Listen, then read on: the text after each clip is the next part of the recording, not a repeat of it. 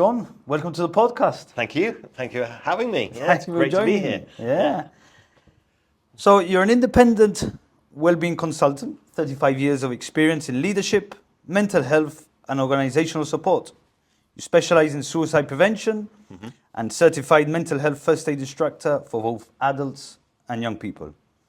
Your work goes beyond awareness. You help individuals and organizations build real strategies around motivation, resilience and long-term well-being.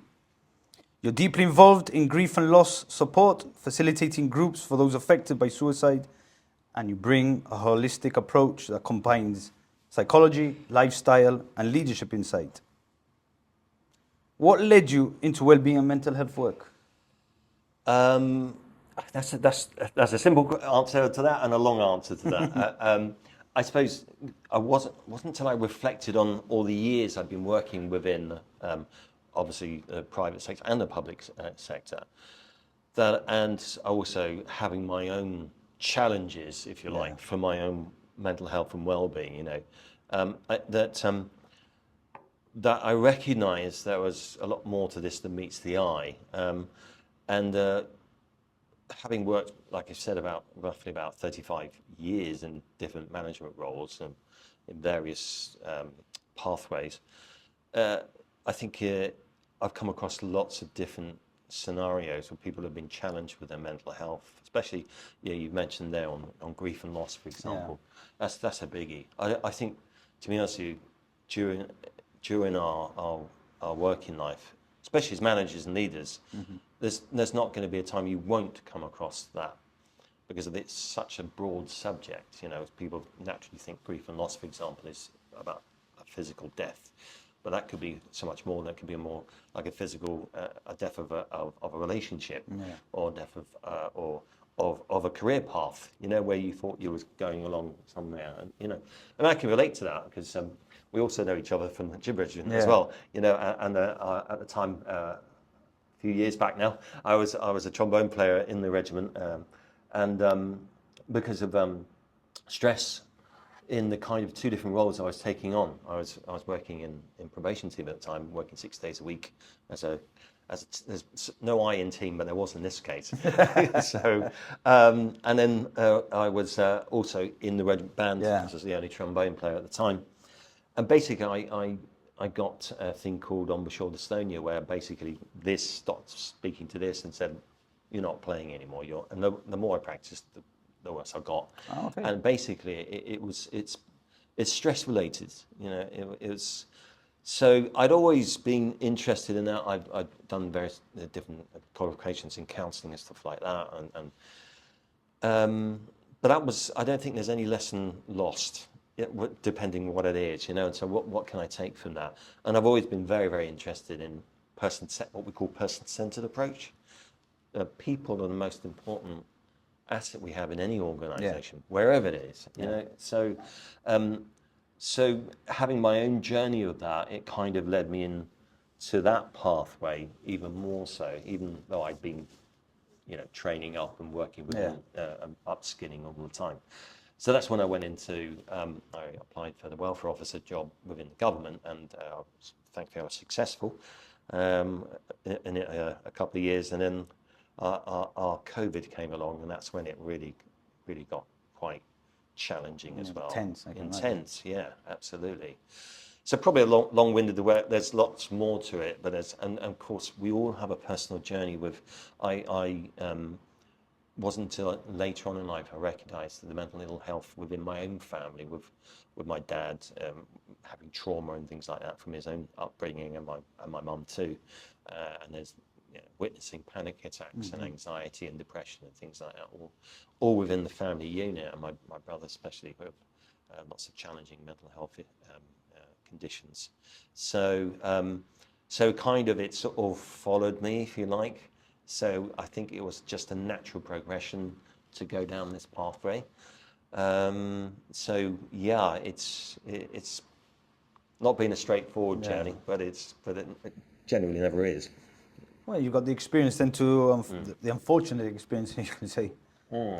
So for the role you're in. I'm just going to give you some data points from UK Yep. just highlight. I think it's worth doing it. So around 1 in 4 adults in the UK experience a mental health problem each year. Yep. Approximately 15% of the workers have diagnosed mental health conditions. 1.9 million workers reported work-related ill health. 50% linked to stress, depression, or anxiety. Yep. 1 in 5 adults in England are living with a common mental health problem. This one was quite shocking to me as well, but suicide remains the leading cause of death in people under 35. Yep. So the suicide in UK, a call to action, is over 7,100 deaths by suicide. That's around 11 per 100,000 people. Yep. And then this one was the one that really, really stood out for me, was 3/4 are male. Yep. Those figures, 3/4 are male. Yep. So 1 in 4 people experience this mental health issues. Why are we seeing the increase? Is there more awareness and that's why it's reported more? Social media? What I is think it? yes to all the above and more. Yeah. Looking at those statistics, which I'm reasonably familiar with, because when I deliver the mental health first aid training courses and the suicide first aid, sadly, those are the figures, and those are generally reported figures, and we know that, you know, figures, that's the best scenario we can look at, but, you know, especially when we come to, for example, our own home here in Gibraltar, I think it's amplified even more so because there's a lot of pressure in here. You know, we live in a wonderful place. You know, I've been here practically all my adult life. You know, and I've got a wonderful local family and beautiful friends as well. But I think it's amplified here. Yeah, they are quite shocking, the statistics, and people kind of when I had to deal with, when working in my role within the government, deal with my first suicide, whereas a person's lost a family member to suicide, I think it was that was a poignant shock to me that I needed to do a little bit more. But that's where I tend to, okay, this is what's happened, so what are we going to do about it? And that's when, and then sadly, within a few months, there was another suicide from a family member. And that's when I started exploring what are we going to do about this. I contacted SOBS, which is Survivors Grieving by Suicide in UK, and I also linked those two people together to have a conversation, because I'd done my work in grief and loss and qualified in that area. I know, even though they were different people, there was a similar circuit. And that's when, unfortunately, not too long distance after that, or timescale, we lost a very close our family friend who lost their son to suicide as well. So that's when we started to form the bereavement support group. But also within that, I retrained. I trained up as a suicide first aid instructor because, you know, let's tackle this. But within that training, that's when we start to see the true extent of what's going on and how difficult it is. So go back to answer some of your points you're making with regards to the statistics. It's shocking that we're probably one in 20 people at any one time could be thinking of suicide. That's a fifth of the population. You mentioned, obviously, of course, the statistics with anxiety, depression, things like that, and they are with us and in abundance, you know, and we know that in this fast-paced world we live in, and, you know, this pressure, that we've lost sometimes the ability to take a pause, step back and savor. I did some work on, a few of us did some training on what we call the science of well-being, and it's incredible that we don't actually pause a lot of the time and just savor things. We're just constantly on this, I call it the hamster wheel, and we're not getting off it. And we have this pressure as well to perform, and if we don't, I think Brené Brown talked about the joys of imperfection. I'm not sure if I got the title right there, but, you know, we are imperfect beings, but again, we're always striving for perfection, to be perfect, when and it doesn't exist. It's not achievable. No, it doesn't exist. And in those things where we get on our screens and things like that, everyone's living in a perfect world. And I know we've heard this a lot of times, that people are portraying something out there when perhaps It's been edited, it's not reshot, really, and the frame is perfect. absolutely. And, And do we have to be perfect? We don't. Of course we don't. But unfortunately, there's this pressure that if we don't perform in a certain way, if we don't get our degree or our masters or anything like that, or we haven't kind of hit the mark, and that couldn't be further from the truth. So I think there's such a big mix in there as well. Because I just wanted to say that globally, then, are we tackling these issues better, or are we just better at talking about it? I'm talking about globally, no. I think globally, I think there's a massive push now. You know, World Health Organization recognise this as well, and lots of different support groups around the world. I mean, there are different cultures who, for example, and we're talking about, for example, suicide, do not accept it, or they've had the it's got a negative connotation around it, and not just suicide, but mental health as well. But I mean, there's a great work being done, not just globally and locally as well, of course. And stigma, we got to get rid of this stigma where people need to start thinking about, you know, it's okay to talk about it. That's why I think this conversation is so important to have. Oh yeah, absolutely, yeah. Because everyone, you want them to be reported, but I think people are just shame. Yeah, oh yeah. Pride, ego, they don't want to admit that they have it or a family member has it, because Absolutely, then it looks like everyone will look down on them. Yeah, and we all take a while, but I've had my challenges, you know, with my own mental health and well-being, and this is why my wonderful wife Elizabeth thinks, you know, he's gonna say it, because I have to get it in every time. It's balance. If we don't get the balance right, and what is balance? Well, balance is different to you and me, you know, and to everyone else, and have that balance of in our life, in our lifestyle, in our way we operate. And as you rightly said about stigma, about ego, let's park it all. You know, I've had my great challenges with my own well-being. I'm an all or nothing person, and my brain is wired. I've got to go in, but sometimes you've got to take a pause. You know, and I've had those epiphany moments when, you know, Sean, you're talking about well-being, you're talking about this, and are you actually being authentic and living it? Well, there's the taking challenge. your own advice. Yeah. You've got to live, and you know, you've got to look after your nutrition, and you know, you've got to look after exercise. What does exercise look? You know, doesn't mean we have to batter ourselves in the gym, because I have my own regime for that, and things like hygiene factors with sleep, you know, stuff like that. That's the other new stress I think that's happening, and I've mentioned this in conversation to other people. The exercise. If you're not in the gym, if you haven't got a six-pack, if you haven't got this figure, if you haven't got that, you're not training properly. You haven't got the height, and that is causing people even more stress as well. That's pressure, and actually it's been proven that can add to the cortisol in our system. Yeah, because it's all about cortisol. We don't want to be on this perpetual fight and flight. That's our autonomic nervous system kicking in, and this sympathetic side, and that's creating. And sometimes we overdo it. That's why we're back to that famous word, balance. You know, because if we overdo it, you know, it's not. So you said it cannot be in a constant state of fight or flight. It's supposed to be a peak. Absolutely. Action happens, drop, and then you carry on with that, and it peaks like that. But if you maintain at that level. I mean, anxiety is, in some of my own learnings and teaching, is a disorder of the fear response. And fear is a big word in our society. We're fearful about lots of things. Fearful of not being good enough. Fearful of if I don't have that six-pack, which it was the only six-pack I'm going to get from Morrison's. But you know, some people will see me out. I go get a little bay, and I've got my kettlebell and my bands, and I go there, and that's me done.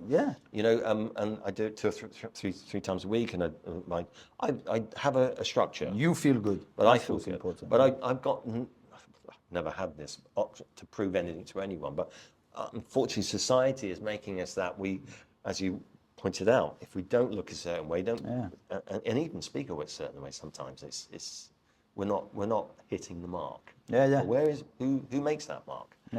So we'll move on to the important section now. They're all important, but I think the important one in the podcast, as we're going through, which is suicide, is the leading cause of death under 35, Yeah. and around 3/4 are male. Yeah. Why are suicide rates much higher in men? Well, here we have, they are slightly skewed, that figure, because unfortunately, I don't want to go into too much detail of Yeah. the methods, because I'm conscious people will be listening in about, but sometimes it's the methods. So when we take it a step back and talk about attempts, it's how people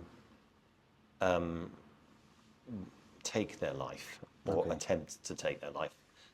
With men, it tends to be more drastic measures, heights and things like that.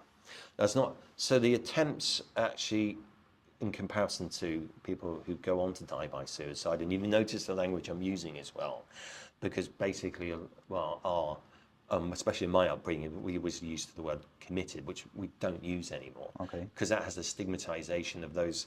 Basically, it used to be illegal at one point to commit suicide. And that had all its connotations with the family as well. So in 1961, that stopped being illegal to attempt on your life. But back to what you're saying is there is, but the other side of the coin when it comes to males is because we feel that we have to be all this stoic, manly. We don't, the language we grow up with sometimes is Yeah. what is man up, boys don't cry, all those kind of Yeah. scenarios. So okay, I'll man up and I won't cry, but does that make me? And where's those emotions sitting? They're still sitting in our body. They're still there, Yeah. but we're just not able to express them. When I did some own personal work on myself, because I'm always working on myself because I need to for what I do. Yeah. I did a lot of what I call journal therapy on myself. I trained in journal therapy, and you practice what you preach and do it, and that enabled me to get a lot of junk from the trunk and work and get those emotions out. But if men are told to suppress those emotions and not speak about them, not doing it, where do they go? They don't go anywhere. They're sitting in here, Yeah. and that's going to be a detrimental effect to us. You don't have to answer this, but it was just because of the nature and it's making awareness. Sure. The warning signs that people most often miss. I'll try and articulate it that way. Okay. When I teach the suicide first aid courses, we have kind of a jigsaw, and those who are not who haven't gone onto the course, I strongly suggest to do so. And it could be anyone in society, because any one of us can come across someone who's feeling suicidal, but we don't necessarily, the obvious ones. There's the language. Even the other day I was speaking to someone and they used a certain phrase to me. I don't want to be here anymore. Well, what do you mean by that? So that's the language we're picking up, or the less subtle ones when some people start, what we have to be really careful of is someone who's in maybe a difficult step, they're going through a period of depression and things like that, and there's an absolute sudden change and shift in them, and they suddenly get better. Well, we always have to be a little bit suspicious about that, because sometimes that's a signal that people have got all their affairs in order. The positives, not the negative change. Yeah. That's what you're Yeah, saying. yeah. That's a misconception. Then it's not the change to a negative. It's a change to when there's a really sudden shift and change and things like that, and it's like, well, hang on, what's happened there? And that's what some of the ones what's been missed in the past, because what they've done is they've got all their affairs in order, the plan's set, and that's where we need to be, and I think we really need to take this seriously. And if people go, I'm delivering a course actually to Citizens Advice Bureau next Monday on an SFA, the Suicide First Aid Light, because there's people there and some counsellors and things like that.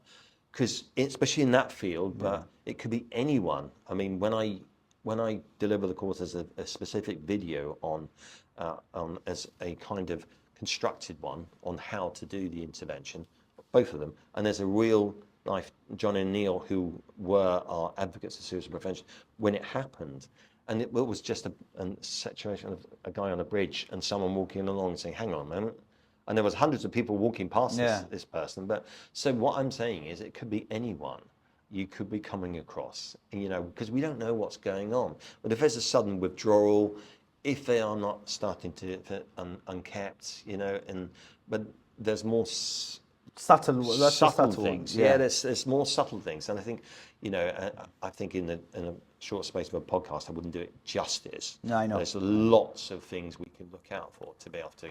But it was just to wear like the public out there to see. Yeah. Like you said, we can't go. It's so wide and so in depth. Yeah. But just like the signs that maybe whoever listens to this and then is walking down, they said, "Oh, Yeah. If there's a change, they're disengaging. They disclose to you maybe their sleep patterns gone out. Or if there's a shift either way yeah, from the norm, what's going on there? And we need to keep our eye on the ball with that. is that the same for young? I think it's the same for young. What we have to, the new one I've retrained is suicide first aid children and young people, and that's designed for anyone working with young people, sort of like youngest up to teenage, up to 25. They can, because the brain is developing up until the prefrontal cortex. So there's a massive change in especially in teenagers. There's the dopamine effect, what we saw that lifts. Yeah. So that's when this kind of risk-taking behaviour happens. So that's even more. So we need to be aware of that and support them through. I mean, I remember a long time ago when I was young, some of the things I would do then, I certainly wouldn't do now. But that's how we're wired. So there's also, it's a similar, but we need to keep a look at other alerts as well when it comes to that. Separations, family breakdowns, all those kind of things as well. Yeah. You've worked extensively with organizations. What approaches have you found best when supporting well-being then in the workplace? I think, in my welfare and well-being support office a day, I work kind of within my different organizations I work for. And I think without even knowing it, I was attuned to that person-centered approach.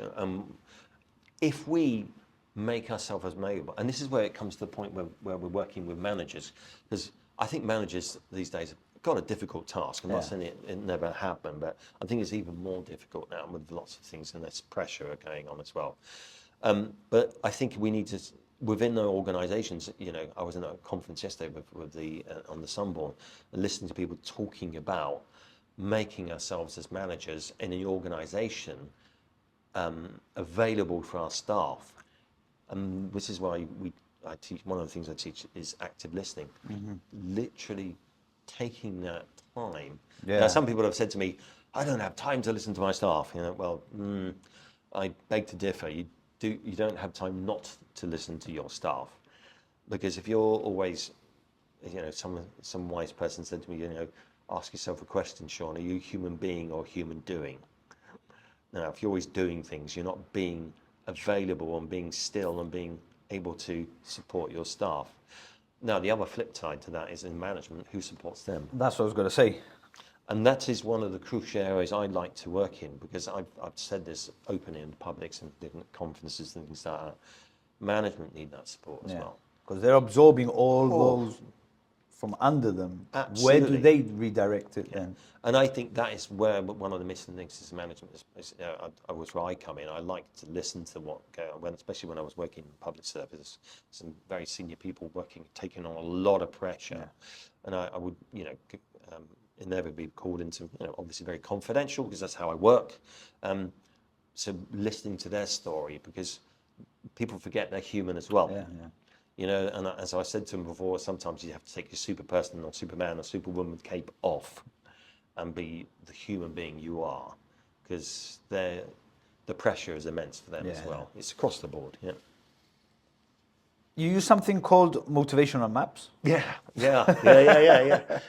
What is that? Motivational maps is a great, fantastic tool. I've loved it ever since I was shown it, exposed to it when I did a level 5 course in England on CPCAB on mental health and awareness, and Jane Thomas, who was the lead instructor, said, try one of those, Sean, and I thought, so I did this motivation map. I was like, oh well, someone's been stalking me, someone knows me.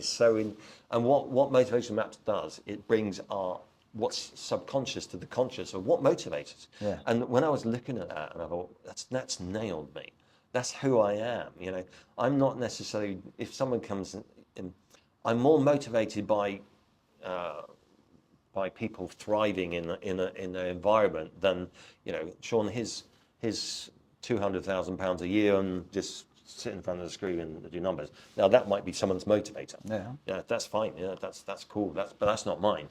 What we do, we tend to get our own version of what we think motivates people, and then put them in that box. Okay. Now, what the maps do is that we all have these 9 motivators, but we don't have them all in the same order.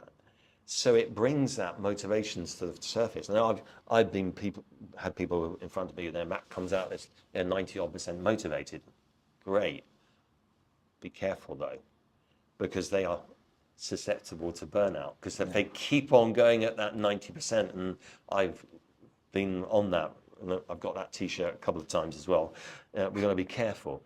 The ultimate is that. Now, what the maps don't say, it's not telling you a person is lazy or anything like that. That's not what it's designed to do. What it's designed to do is actually show what floats your boat. Yeah. And the other thing is, we might have people working in an organisation. It's the old ladder of success. It's leaning up against the wrong wall. Yeah.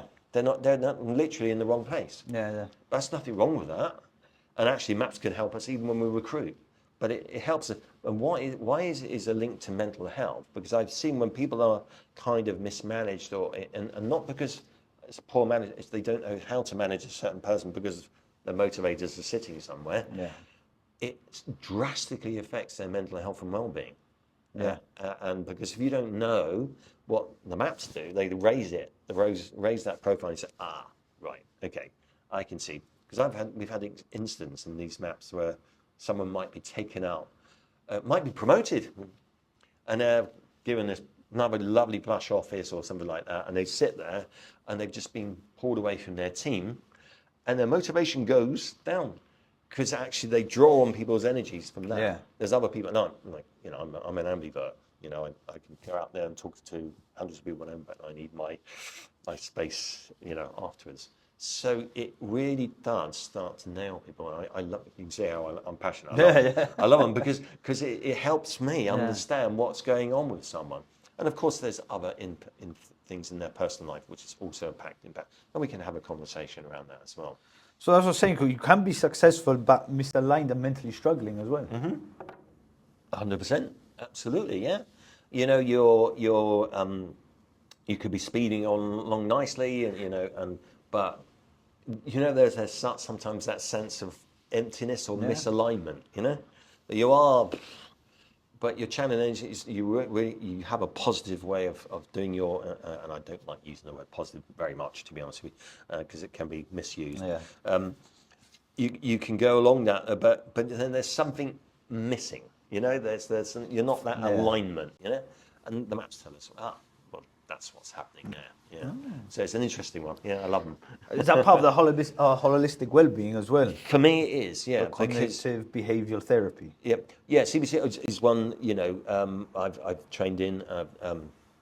We might have because sometimes we look at a different. When I train the mental health first aid, for example, there's a part on it called the window of the world. And we all have our own window of the world and how we see things. I see it in a certain way, and then sometimes we can see it in a misaligned way, and because of our own upbringing, our experiences, things like that. So it kind of led us to thinking in a certain way. Now, you might have what we call an ABC, an activating event. Something happens, then we have our belief around that event. Yeah. We all have a window of the world. Which way do we look out of it? Yeah. And then because of the way we look at that event, it's consequences. I think there's a phrase: there's two men in this prison cell. One sees the bars, one sees the stars. Yeah. Sometimes it's how we look at things. And we have to validate the way people look at their things, but we don't. It's their truth. But sometimes with the cognitive behavior therapy stuff, we need to, it's maybe a challenge in their shift in the way they look at certain things as well. Of course, the brain as well can play tricks. course it can. So it's like, was it the Mandela effect, I think is what it's called. Yeah. You're adamant. No, that's what it is. And you're like, no, that doesn't. So it's like the Disney sign where, I don't know if you've seen it, but you have the Disney castle before a film and there's like a bright light and it'll go round the castle. It's their logo. Yeah. This happened to me. I swear it was a Tinkerbell, the fairy, that she would fly around. And when you went back to the video, it never existed. Never existed, yeah. Never happened. Yeah. So it's how, that's a really good point what you put there, because it's how we see things. Yeah. And how our mind sees things, and how, but that can be based on so many things. It could even be based on what's going on at the moment in our life, you know? And that shifts as well. And that's why if I bring it back to the maps, because sometimes we might map someone now, but and obviously give some tools and some things like that to work on. But in 12 months' time, another activating event might happen, which knocks them off their perch, you know, because we're all being challenged in some way or the other. But it's true what you say. It's how we see things and how you saw that. And I could argue with someone about it. Because that's your truth. Yeah. No, I'm telling you, 100%. That's what, and then they'll be like, no. Yeah, that's your truth. And I'm sometimes my truth, and someone says, Sean, let's have a conversation around this. I'm like, oh yeah, okay. Because we can all shape our truth depending on where we're at. Yeah. So. Yeah. What's the simple change then people can make that would have a real impact today? You think on that side? I think always, if compassion doesn't include yourself, it's incomplete. Okay. Self-compassion, and that's something I've struggled with a lot as well, because especially, it's not. I'm not trying to put things around my, feathers or whatever you want to call it. You tend to be a bit of a rescuer, but sometimes you have to pause yourself and have that self-compassion. And I've left my role 8-9 months ago now because I knew that I needed to take some self-compassion and get my structure back, because there's only so much you can do on this 100 miles an hour. But if I was to say, look at your own well-being, look at your own, be self-compassionate. Are you including yourself in the compassion, or are you being all things to all people? Yeah. Where are you in that? Take that meta position, what we call, and look into yourself and see where, and it doesn't mean to say you're going to suddenly start running a marathon or become this, gym guru, but because it all has to be balanced as well. But seek out support, how people can make a structure for you and help you make that structure as well. What works for you, we call it the buffet. There's a buffet, and sometimes we have to be careful with the buffet at workplaces because they often, I was in a talk yesterday listening to it. We have to be careful how we buffet things in the workplace, without, oh, here's a pizza and here's a banana, but, can you answer this email at 2:00 in the morning? Let's get it right first, So look into your work life. How is it serving you as well? How is my life serving me in the moment? Am I too busy? Am I chasing affluence? Or what is affluence? People think about affluence as pounds and pennies and things like that. What about health affluence? What about well-being affluence? Think what affluence means to you, because it's not just about money. Because, once your health goes, you can have 1,000 problems, and then when you just have one health problem, and those 999 problems won't mean a thing. Absolutely. And we hope that reboots you as well. Yeah. But those problems are real for that person, and we own that and we validate them, and we make sure that they are. But we need to make sure that we are also taking care of our own energy. And that's not selfish, it's self-fullness. If we don't work in self-compassion for ourselves and boundaries as well. I used to be so awful at boundaries, and I've got a good friend who's so good at them. I've learned so much. Keeps you on your toes. and he has an expert way of saying no. Yeah. And sometimes there is a way you have to say no, be it in the workplace or even other commitments as well, because otherwise your tank, as we know, is empty. You can't pour from an empty jug. Final question, Sean. Yep. You run a support group for people bereaved by suicide. Yes. What do people say they needed the most during the darkest time? Right. wanna go? Okay. Yeah. No. That's absolutely fine. I mean, we are a standalone support group because we recognise the confidentiality. That's the first thing I put out there. Walking Together was formed roughly. We're into our 8th year now. Walking together. It's called Walking Together. Okay. Yeah. It's you know, I don't want to offend anyone here. There's SOBS, survivors of bereavement by suicide in UK, and we took on board what some of they said, but because of the local connotations, we decided to call it Walking Together, because what we're doing, we need to walk alongside with someone with their pain, and that is, it can be not only an emotion but physical as well, because we feel that pain. So in regards to the group, I suppose connection is the word that comes in. They are connected by a common theme, that they've lost someone to suicide. And it doesn't matter who it is. Yeah. You know, it could be a brother, a sister, a husband, wife, a friend, especially. These tend to be left behind as well.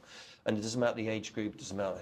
You know, it affects us all. And the other thing is with that, and to be completely clear, actually, this is part of what we call postvention. Now, you've got intervention, which is the suicide first aid and other things. People, you know, are intervening and trying to save a life. There's the, and that's, prevention. Intervention, sadly, when something has happened and someone has taken their life, we intervene, and we also form part of what we call postvention, because many of those people who've lost someone to suicide have suicidal thoughts themselves, because it impacts them that much. Okay. So we're actually part of that, and we complete that circle. So it's post and prevention and intervention all in one, really. We're completing that circle. And then we've had many people come through the group, but connection, they get each other. Yeah. Now, it may be a different person that's taken their life, but they absolutely get each other, because they've their pains, and they can share with each other how they've faced a certain challenge through their grieving process, and they will be forever grieving. Yeah. Just working. It was described as if you have a stone in your shoe and you can't get that stone out, what you do is you try and move that stone until it's the most comfortable you can be to still walk with it, but the stone's still there. Yeah. Final question, two-parter. Yep. What would you like to see changed locally in the next few years? And for someone listening right now who's struggling, what would you say to them? Okay.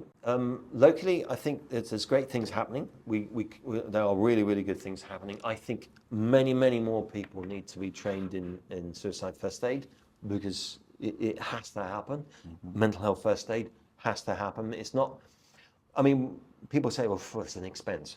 Is it an expense? You know, unfortunately, one life is There's no one price too tag many. on it, yeah. And we know that it impacts at least 135 people significantly when someone takes their life. We know that there are people who are having experience in mental health challenge. My thought process, as I've carried this throughout my working career, is early intervention. I've worked previously in probation before this. The earlier we help and get in with people, the more we're going to be able to support them, that they don't go down a specific pathway.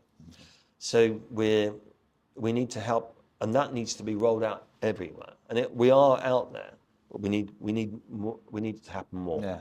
And you know, for example, and mental health first aid, be it adult, be youth, all those kind of things, it needs to be a given in workplaces, not a nice to have. I mean, we know, the statistics say that if you spend £1 on wellbeing in your workplace, that you actually save £4.75. That's a Deloitte. Now, I don't like talking about money when it comes to with lives. the subject, yeah.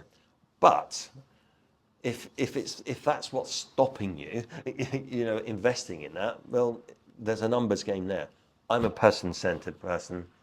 That makes sense. Yeah, you know, and I'm always been about the people. But we need to get on board and get going. And it's not a nice time. And especially at the moment, there's a lot of unsettlement, especially with what's going on with deals and things like that. What we call unfinished business.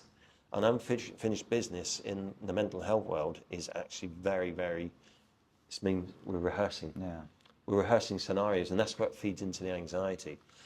So people need places to go, people to see, and people to be available. And it can't be just a few people either, you know. And Walking Together are there to obviously pick up the pieces. We've got places like Clubhouse, Jib Sam's, Child Night, wonderful things doing, but there's always more we can do. Yeah. And it can't be on a few people. It needs to be everyone. I've spoken about this before. Community. It has to be community.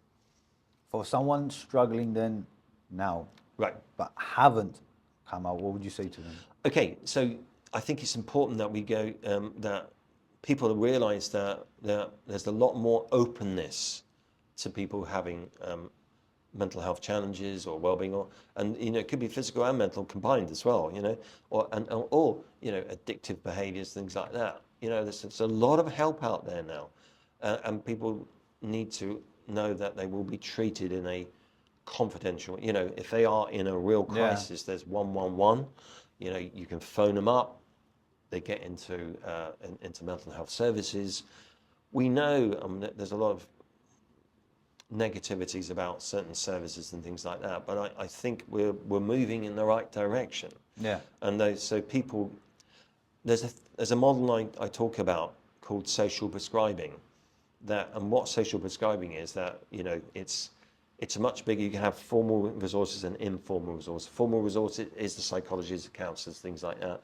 Open up to them. But there's also other people like to find their tribe, connection. Now, it could be connection, could be joining the local backgammon, you know, having badminton, things like that. You know, socialise. That's why it's called social prescribing. And it's a model which is used in the UK and has been for quite some time. But I say, don't reach out. Jib Sam's got their telephone number. Child 9 have got Teen 9, and there's lots of these things. And when I deliver the suicide first aid training, I give out a resource where it's got all of those numbers and emails on it. So the more we have availability in that, the more. And we've got a wonderful student at the moment working on something for us for Walking Together. Okay. Who's we give him a task, and you know, and these. Well, my IT skills you can write on a postage stamp, you know. So this guy, when he comes up with this, so based along that. So watch this space as far as Walking Together as well, because we want to really plug it out there that we don't want our group to get any bigger. Yeah. We actually want to do ourselves out, not exist. That would be the ideal scenario, because that means we've done what we needed to do. So don't be shy. Reach out. There are listening ears out there. There's lots of people working on the counselling areas now, in workplace. And I do express to workplace as well. Yes, people have to obviously play their part and commit, but if we generate the culture within working places, for example, where they feel that they are comfortable and going to speak about what they can speak about, then we're there, you know. And that's the early intervention, being psychologically safe in the workplace. Sean, thank you so much for the work that you do. Thank you for coming on the podcast. You know, thank you for having me. Yeah. I was going to think about the last time we was cast your memory back to the netball. Remember?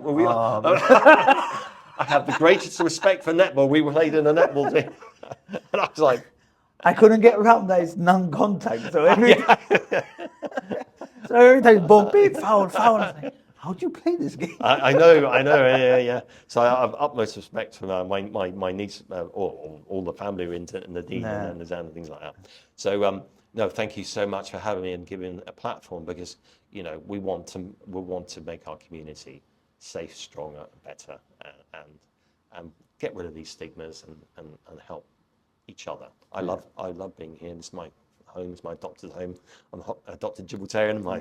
I'm part of the furniture. You know. So and I want to make things better, and as does many people as well. So, my friend. Thank you very much. Great. Thanks for having me. Yeah. Thank you. Cheers. See you in the next episode. Thank you. Bye-bye.